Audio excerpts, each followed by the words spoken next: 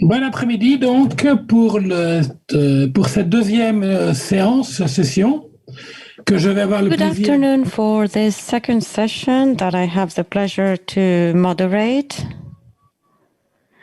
And I would like to thank the UfM and the Ciheam for the organization of this session. The Ciheam has the aim at contributing to training to the elites for tomorrow and to create networks of collaboration between actors of both shores of the Mediterranean. Mobilizing all the potential for development of women is determining, but especially so in rural areas. And we know that we can do better. We know that we can do much more for this mobilization to happen. I would like to ask you a series of questions here at all levels and at all activities of the Ciheam and for all of our activities in both shores of the Mediterranean. What are we doing? Are we doing enough to integrate good candidates and good women candidates to provide them with good opportunities? And I would like as well to pay attention to our educational program for this mobilization. Are we facilitating enough? Are we ensuring enough that we are carrying out focus groups that give enough importance to women participation? Because participation of women in rural areas is next to agricultural activities. So are we paying enough attention to training for entrepreneurs in these rural areas? And when it comes to research, are we ensuring that we have fair and mixed teams in research groups that include women? Are we doing enough for our students, for our ex-alumni, when it comes to helping them develop their activities? So this is true for everybody, but I think it's especially true for women and for our female ex-alumni. These are the questions that I would like to ask to all stakeholders in Ciheam and to the different ministries as well. I hope that this session will really enlighten us. And in order to see things more clearly, we have the intervention of Mahmoud Saber, who is in charge of assessment and planning at Ciheam. And he's the founder of the Gender Smart project for food security. And this is financed by the European Union, and he's going to tell us about this. And this will be an intervention that is rather focused on the Ciheam's research. And then we'll give the floor to Carmen Urbano with 25 years of expertise in international trade. And she is also an expert in digital transformation and e-business.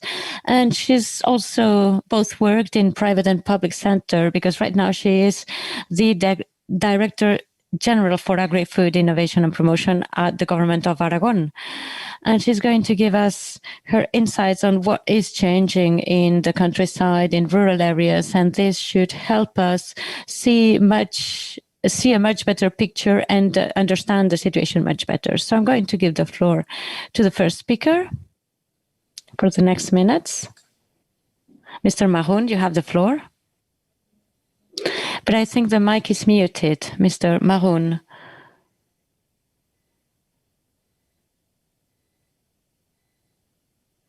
Okay, maintenant. All right, well, I think it's working Thank you very much, Thomas, for the nice introduction. I see the opportunity to thank the Union for Mediterranean for the kind invitation and Ciheam for this excellent opportunity to present Gender Smart project and the work that with my colleagues at the Italian seat of Ciheam Bari, we developed and the project Gender Smart on the effect of COVID-19 and gender equality. So may I ask to my presentation, please?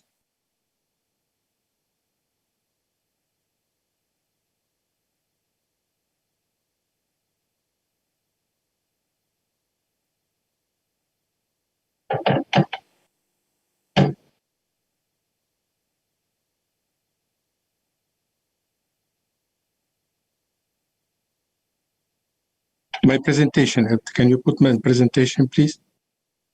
I'm asking the colleagues in uniformitarian to put my presentation, please. Okay, thank you. So my presentation will be on strengthening gender equality in agriculture and life sciences, research and innovation institutions, how we are challenging the COVID-19 pandemic. Next one, please. So gender smart. Next one, please. Gender smart in science and is gender in science management of agriculture and life sciences, including research and teaching.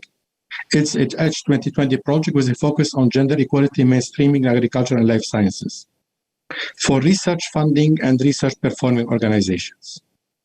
COVID-19, as everybody, has prompted us to reshape our way of thinking,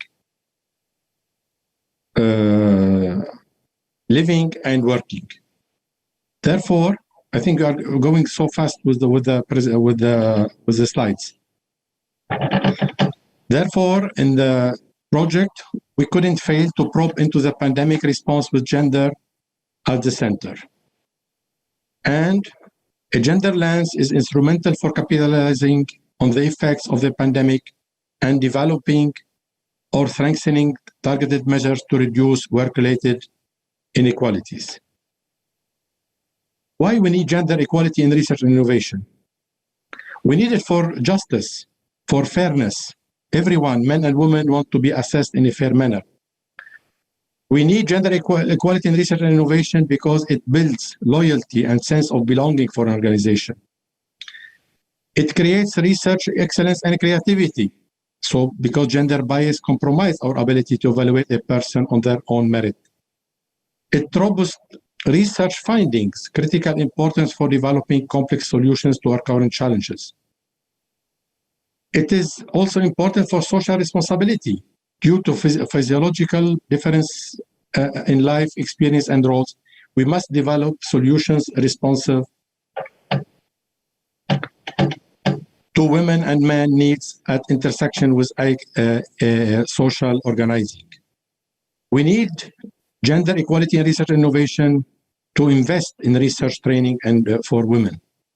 And also for reputation losses, ignoring and denying problems sends a message to girls and women that inequality is normal and they don't count as important. Ignoring women's need in product development and technological solutions.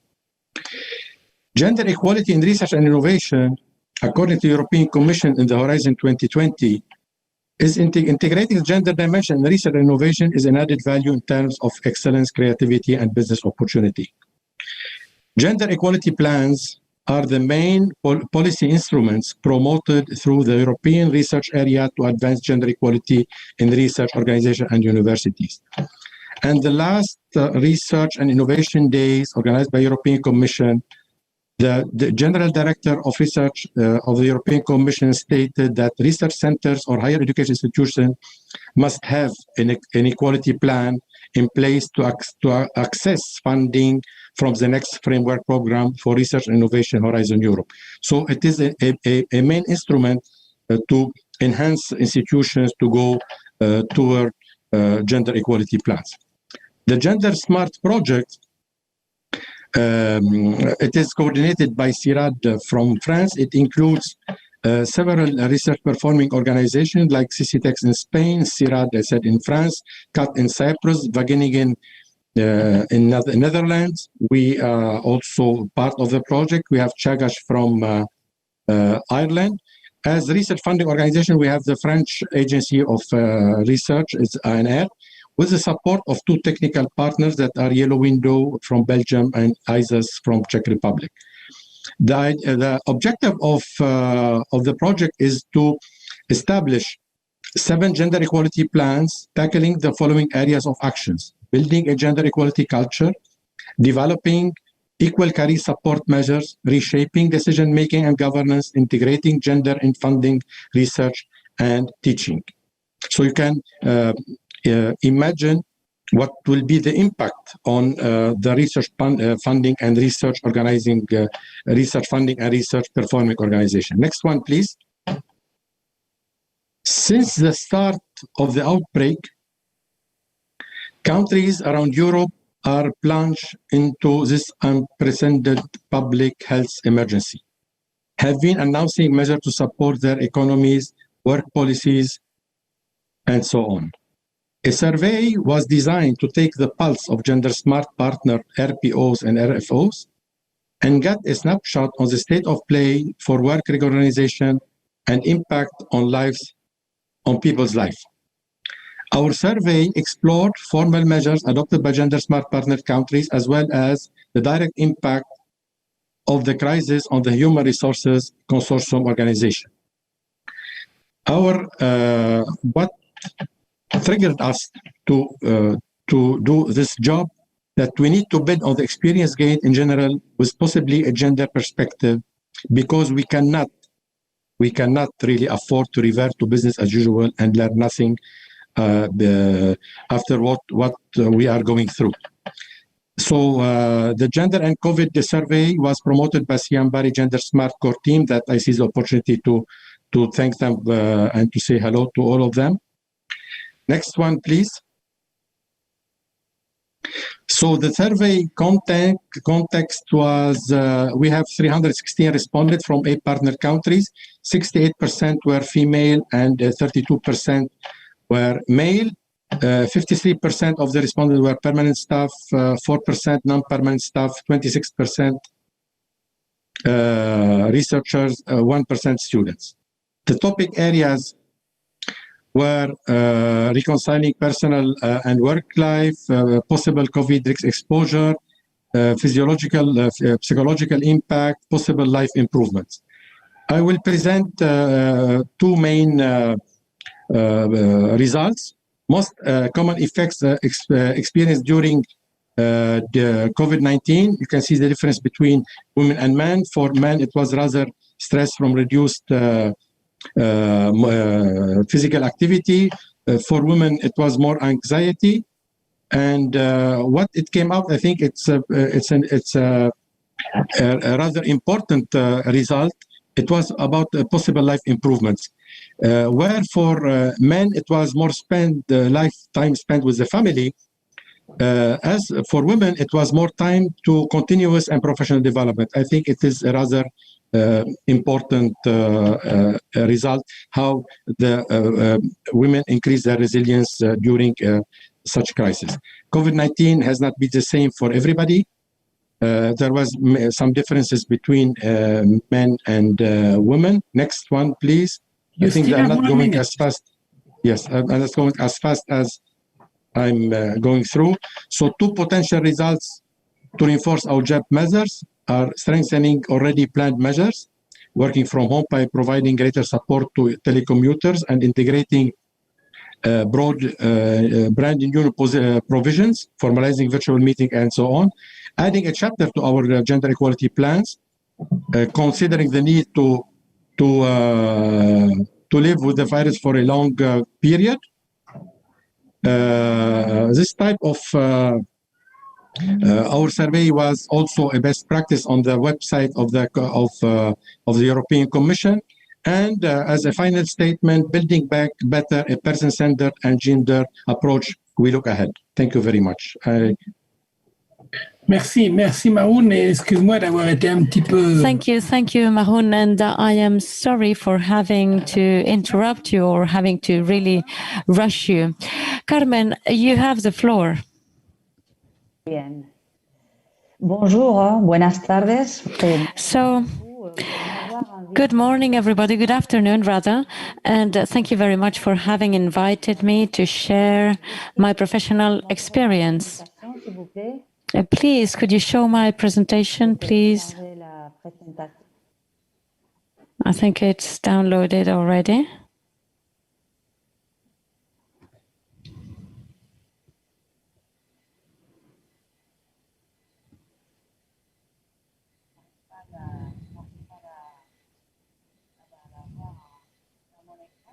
I think I can't see that in the screen.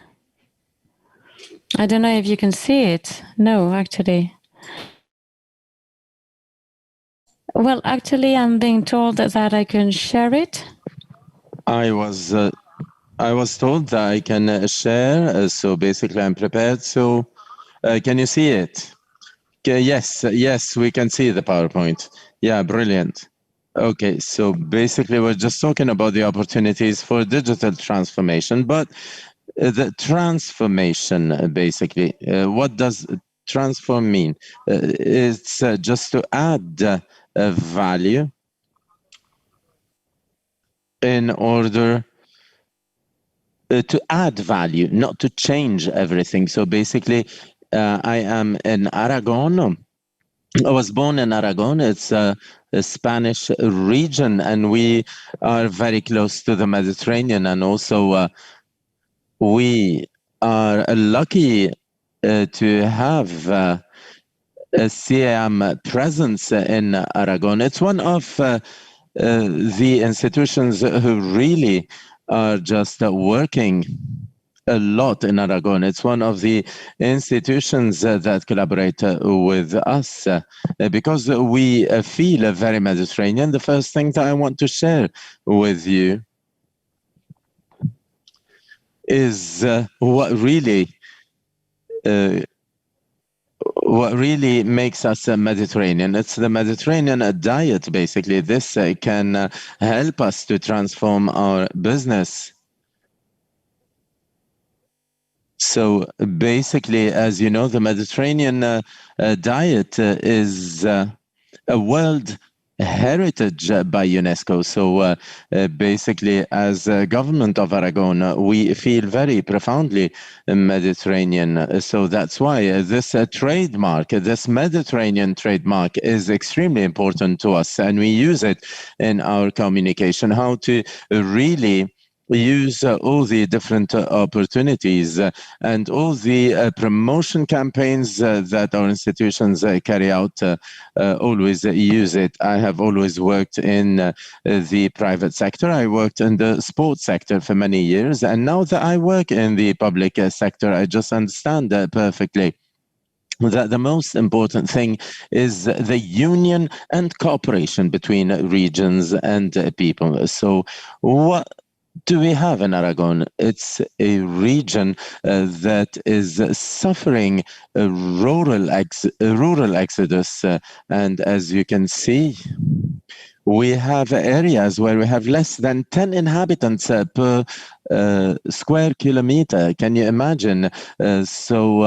Everybody is just moving to the capital, to Zaragoza, which is one of the large cities in Spain. We have very good communications with the rest of cities, but the rest of the territory, we are just suffering a lot because there are many mountainous areas that are being emptied, and we have very few professional women in the agro-food sector. So as a government, regional government, we have just applied the positive discrimination in terms of public subsidies. So basically, we just help more the projects that are carried out by women or whose beneficiaries are women. And the good news here is that live in the rural area has become very trendy now. So you see in my presentation. So this is our campaign to promote ecological way of life. The organic farming, etc. We could talk about the strategy, the organic strategy, etc. But anyway, so you see, we are just promoting young women who are just working in organic farming up in the rural areas, who are opening small farms, etc. And you see that really they look extremely happy. And we have developed also a whole legislative framework in order to promote the direct marketing of products without going through intermediaries. So basically, we need to really develop the trademark of the original products. Many people just want to go to the rural areas to buy directly the food from the farms directly, because health is our priority, and it is the priority for many people. And as people women who live in the rural areas have a lot to say. And here you have real stories. These are women who are just working in black truffle, because Aragon is one of the most important producers and exporters in the world of black truffle. So what did we do? We just created a trademark. It is not an easy task, basically. So here we are just transforming the raw material, the truffles, in order just to add value to them and to commercialize them through different channels, Amazon or whatever kind of marketing channel they have. And also, I have seen a lot of success stories, of women who just developed their own personal brand. And here, for example, you have Pilar. Pilar, she is a very famous woman in Aragon because she works in a farm. She has her own farm, but she also is always in communication with the consumers, with the markets, and with other producers in order to create a network. Networking is extremely important. You need to have a network, and you need to communicate, and you need to be bi-directional. You need to be able to listen to the market through the conversations and through the bi-directional communication ways also. And technology is extremely important. We need to use internet. We need to use this new connectivity. So we have an engagement for just settling internet everywhere. In our region in Aragon, there is a very good access to internet in all the rural areas, and this was a priority for our government. It's absolutely paramount, and we have huge success stories basically everywhere in the rural areas. Success stories by women, because there are a lot of possibilities. So we just use e-commerce. We use absolutely all platforms. So we have a public web page that groups all the producers, men and women, who want to sell through internet. So compartearagon.es is a platform for online sales that all Aragon producers can use. They're all welcome, and the government of Aragon just funded the project to help the Association of Agro-Food Producers in our region. Public-private partnership is extremely important. This project was developed in collaboration with the private sector, of course. And as we are talking about e-commerce in Europe, we have to talk about Amazon, of course. And I'm telling you that there are initiatives basically everywhere in Spain, and the public powers have done a lot of things in order to help micro societies, small companies. Here you have, for example, a success story with through Amazon. Amazon is just telling the success story of this company in Aragon that sells absolutely everywhere in Europe. I believe now this very small company sells in 20 countries in Europe just because they decided to use Amazon platform. So we need to take advantage of the marketplace, because we have different channels that we can use. These are international platforms that we have to use in order to reach everywhere. And also,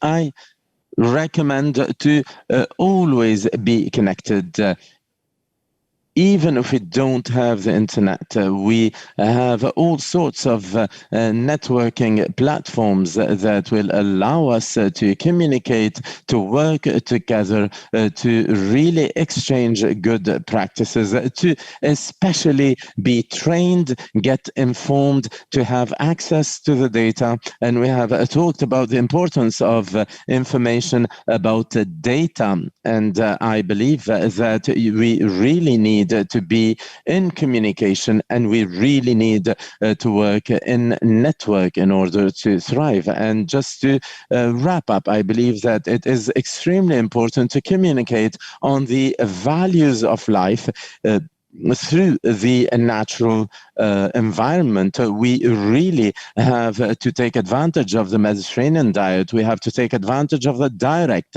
sales, and we need to create our own brand.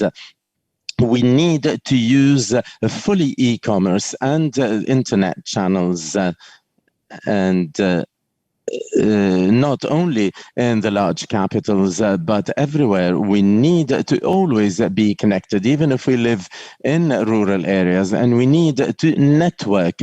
When I started exporting 25 years ago, internet did not exist at that time, but still we were just very well accustomed to work in collaboration through networks, and this is absolutely paramount. Even if internet did not exist at that time, we found a way to keep communicating. Thank you very much. I am at your disposal, even through social networks. I am absolutely delighted to have participated here, and I hope to keep communicating with you in the future. Thank you very much. I'm done. Thank you very much, Carmen. I just loved one of the things that my predecessors did before.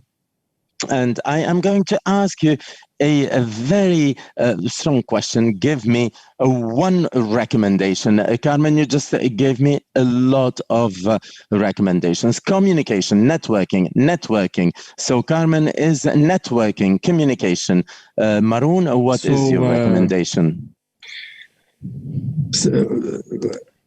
Working in network, it's important, but as a researcher, I believe we have to integrate a gender dimension research, including in agriculture and agro-food sector, to advance gender equality is now more than ever crucial. Applying a gender lens means adding more diversity to the research work with a bias-free approach. We need more gender data to lead the way in scientific discovery process. I think all the first panel, especially Marcela Villarreal, made a lot of emphasis also on generated data, segregated data, let's say gender data.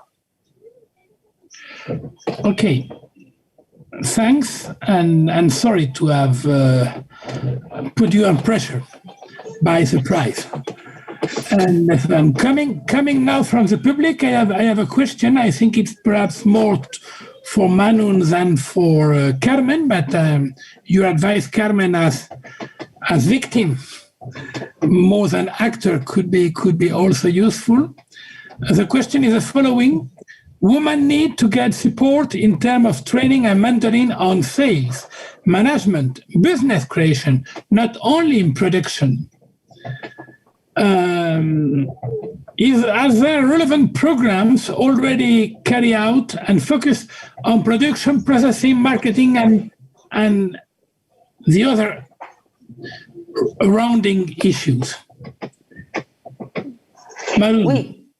Carmen. Je réponds, ok. D'accord. Mon I will answer. My experience in our general directorate, we just work on 4 pillars: the digital transformation, cooperation, training, and internationalization. And there are many programs that train not only women, but also all the different stakeholders as well. in marketing, and it is extremely important to really know the markets. If we don't know the consumers, we don't know the needs of the people who are going to buy our products, anything can change. Now, health has become absolutely paramount. More than 47% of people are going to buy products that are good for health. So this is an issue that we need to take into account in our marketing. So people just are looking for products that are good for health. And it is very important for us to know that because we need to sell our products. We need to make sure that our products go from farm to people's homes. And this is not an easy task.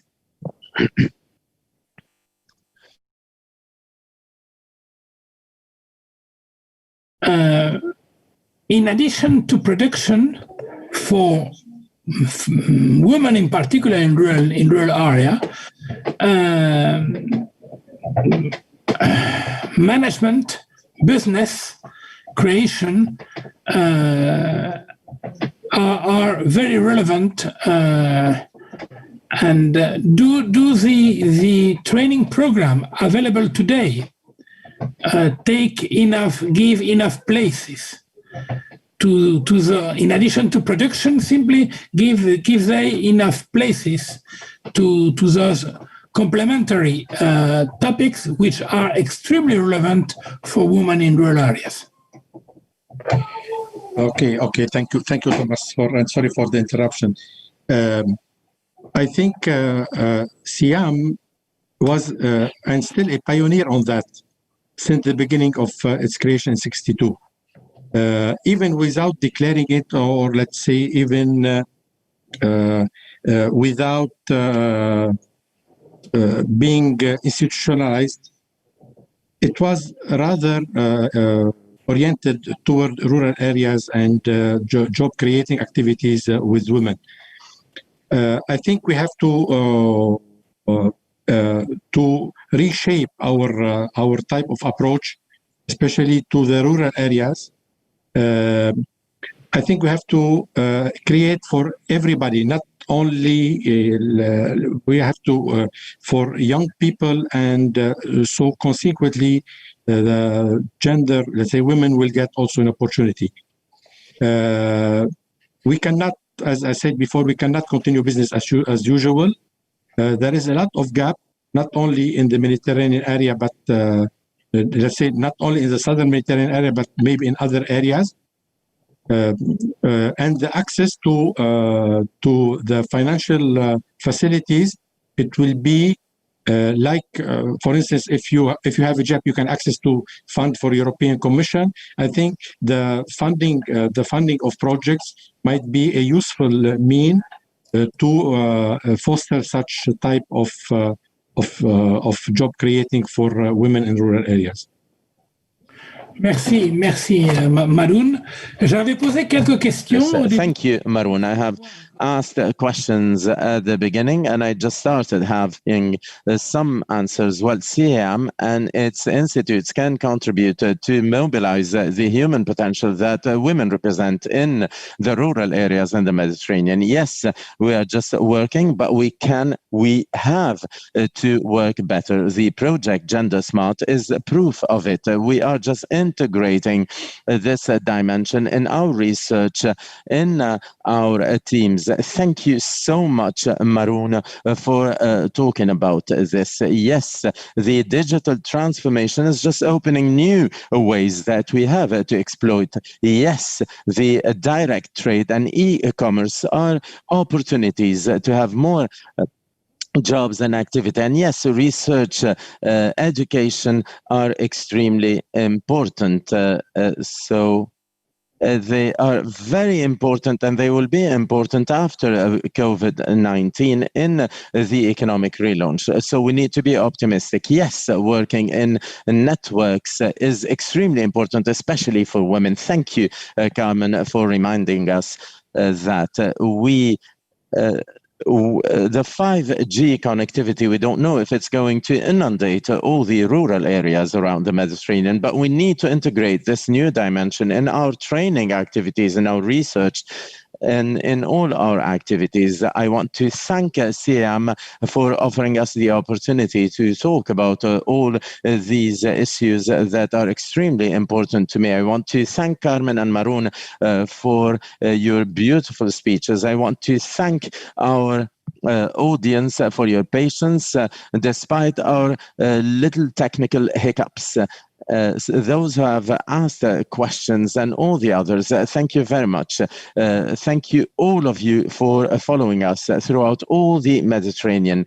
And I want to tell you that this session is just one step in a long way with whom Ciheam is very well engaged for the future. Thomas? Thank you very much. Thomas, sorry.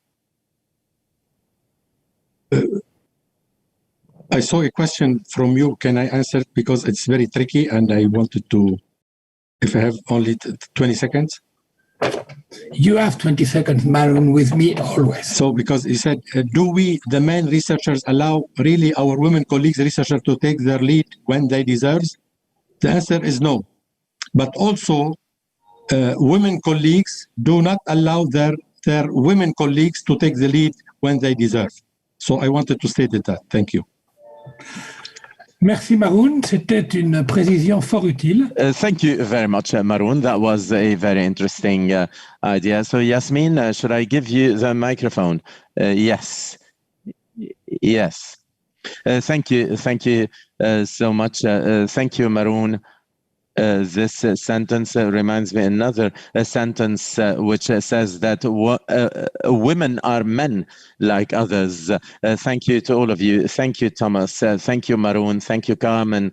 Thank you to all the members of the panel for this extremely interesting presentation. Thank you for everything. Of course, for those who need to know more, please go and watch our videos. We have many documents on the Union for the Mediterranean platform, and we will have them also on our Ciheam portal. You are going to see very inspiring stories.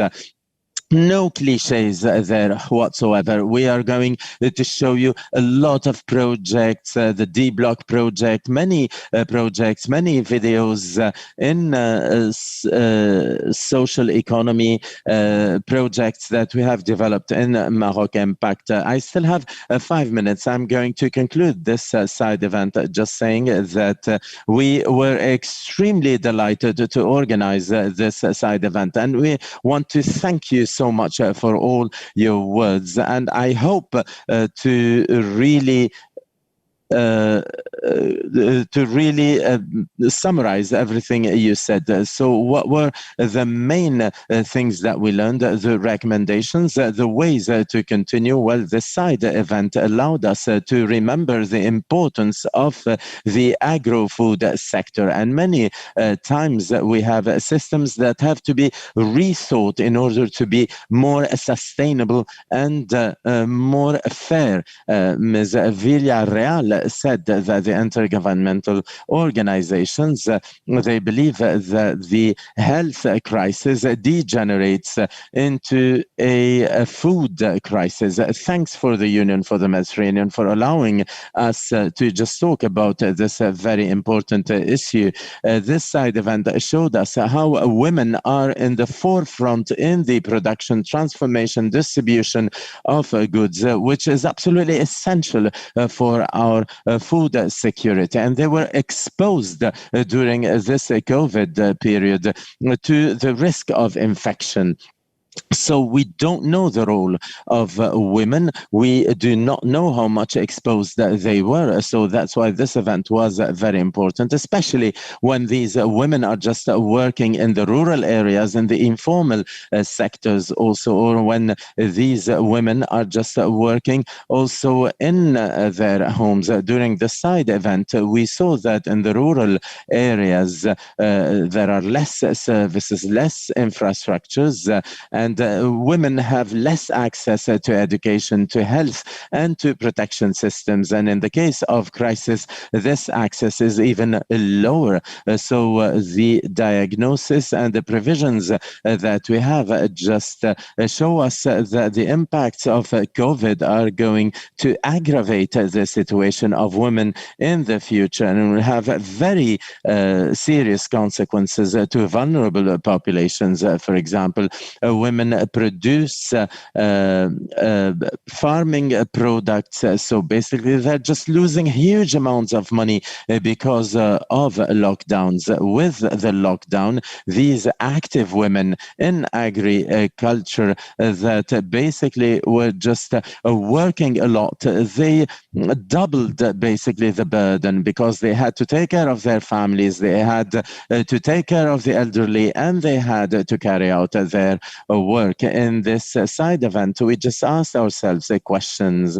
So all this negative impact that we have in the rural areas, what are they linked to? They are linked to the inequalities that have always existed, and also inequalities not only between men and women, but also between rural areas and cities. So that's why we need to take this into account. Besides the gender issues, also we just thought about the different factors that contribute to vulnerability. The formal, informal sector, this is a factor. Live in a space that has less access to essential services, knowing less our rights. This is a vulnerability. So that's why for us who have projects, we need to take into account these intersectional factors. So the consequences of COVID on women should not be seen in an isolated manner.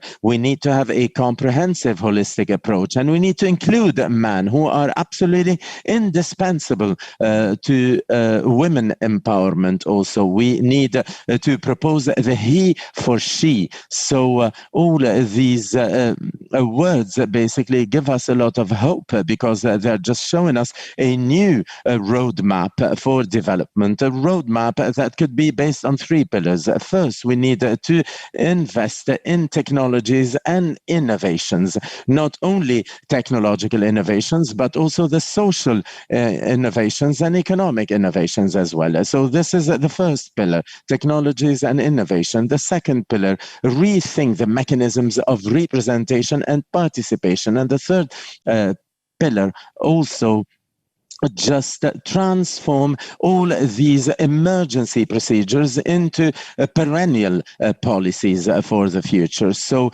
we heard that mobile phones, internet connections that were developed during the COVID time were absolutely indispensable to help women, and in order to allow women to continue their activities, in order to allow them to train, to work. So these phones were just weapons of massive production. So basically, they could transform their activities through the direct trade platform, the e-commerce. They could follow online trainings. They could really get information about their rights. They could use applications in order to have new social protections, and they could create new spaces for dialogue and participation with other stakeholders.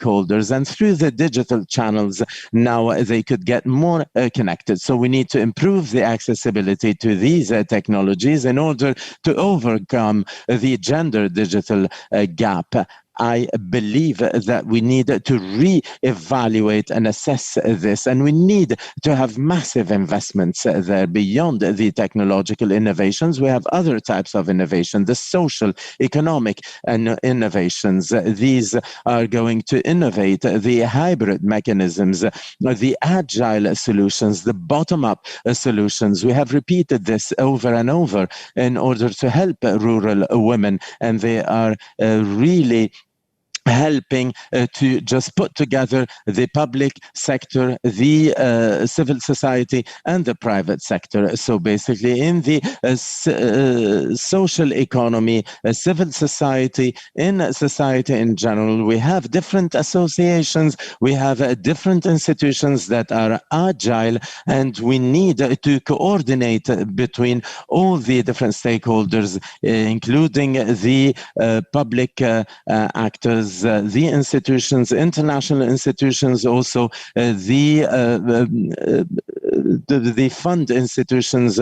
Also, we need to really help women in order just to create a new rural development model that will be sustainable and that will create a real positive impact. We need to change our paradigm, and through the innovation in research, and we have seen this, for example, the gender smart products. We need also to include gender in research and innovation because this is an added value that adds to excellence, that creates new opportunities, but it's a way to contribute to really have a sustainable Mediterranean food